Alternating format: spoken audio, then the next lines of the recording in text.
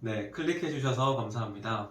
오늘은 그 강박증으로 힘들어하시는 주변 분들, 주로 가족이 되겠죠. 그 가족분들이 이 강박증을 앓고 있으신 분들을 어떻게 도와주면 좋을지에 대해서 이야기를 나눠보겠습니다. 물론 강박증을 겪고 계신 분들이 가장 고통스럽고 힘들 겁니다. 근데 그만큼 그것을 지켜보고 그 고통을 보는 그 가족들 역시도 큰 고통을 받게 됩니다. 왜냐하면 이해가 되지도 않고 내가 뭔가를 해주고 싶어도 뭘 어떻게 해줘야 될지에 대해서 굉장히 무력해지기 때문이에요. 그래서 오늘은 이 부분을 해소하기 위한 팁을 드릴 테니까 끝까지 보시고 도움 받으시면 좋겠습니다. 우선 첫 번째로 강박증에 대해서 이해해야 될 부분이 뭐냐면 이분들이 뭔가를 논리적으로 모르기 때문에 이 증상을 겪는 게 아니라는 것을 아셔야 됩니다. 내가 이렇게까지 확인할 필요가 없다거나 이렇게까지 씻을 필요가 없다라는 것을 모르는 게 아니에요. 이성적으로 논리적으로는 알고 있습니다. 다만 찝찝하고 불안한 엄청난 공포의 그 반응이,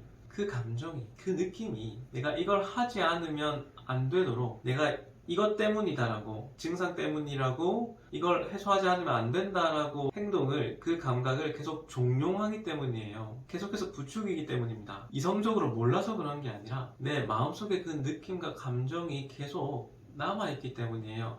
그래서 계속 그쪽으로 고착화되도록 유도하는 겁니다. 정말로 늪과 같죠. 내가 여기서 이렇게 나와야 된다는 걸 알면서도 계속 뭔가가 그 느낌이 날 잡아당기는 거예요. 그걸 하지 않으면 안 되게끔 만드는 그 마음이 중요한 겁니다. 그걸 겪지 않는 사람들은 그런 마음이 없기 때문인 거예요. 그래서 우리는 이 마음을 해소할 수 있도록 도와줘야 됩니다. 그러면 강박증이신 분들이 원하는 게 뭐냐라는 거예요. 어떤 도움이 필요한지입니다. 그래서 우리는 이것 때문이라고 느끼고 있는 그 고착화된 마음을 좀 열고 유연성을 발휘하고 그 고착화된 부분을 좀 넓게 안전함을 확보할 수 있도록 도와줘야 돼요.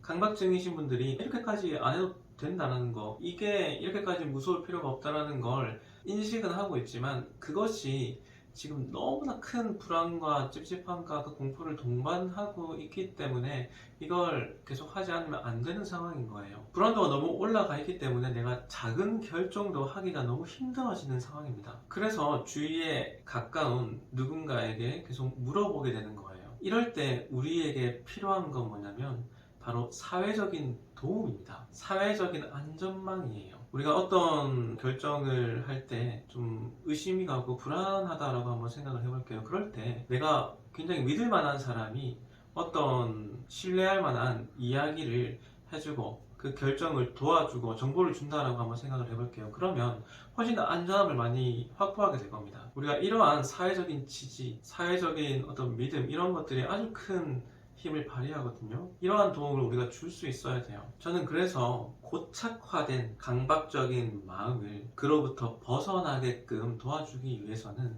첫 번째로 이 고착화된 마음 자체에 우리가 공감해주고 그 느낌 자체를 우리가 버틸 수 있도록 도와줘야 됩니다.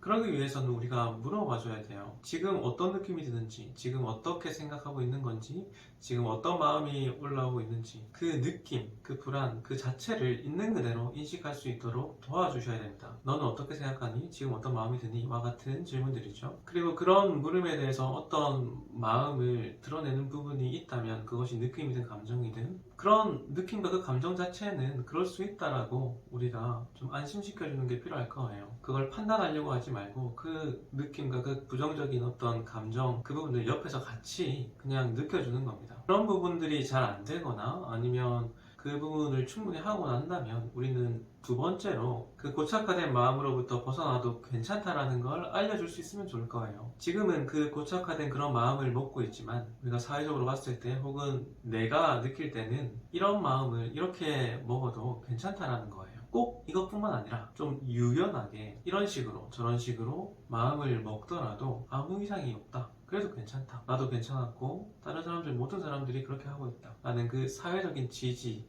사회적인 안전망을 우리가 반복적으로 알려주는 겁니다. 그런 식으로 그 안전지대를 점점 넓혀주게 만드는 거예요. 사회적 교류의 힘을 통해서. 물론 처음에는 한 번 그렇게 한다고 완벽하게 바로 되진 않을 거예요.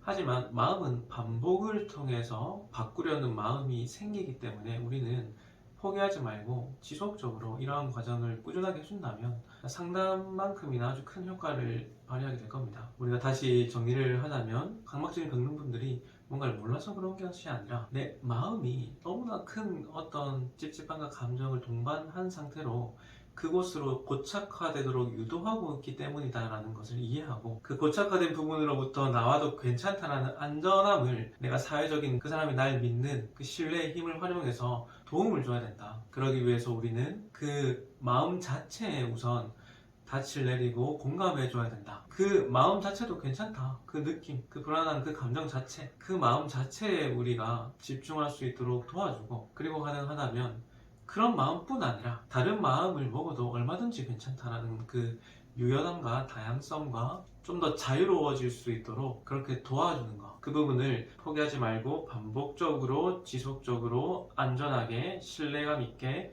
해주는 것. 그러한 방향성이 우리가 주위에 계신 가족분들이 강박증으로 힘들어하시는 분들을 위해서 도와줄 수 있는 아주 좋은 방법이 아닐까라는 생각을 합니다. 이 내용이 강박증으로 인해서 힘들어하시는 분들과 그리고 그 가족분들, 주변 분들 모두 포함해서 강박증을 극복하고 이겨내는데 도움이 되는 내용이었길 바랍니다. 이상으로 오늘 내용을 마치겠습니다. 감사합니다.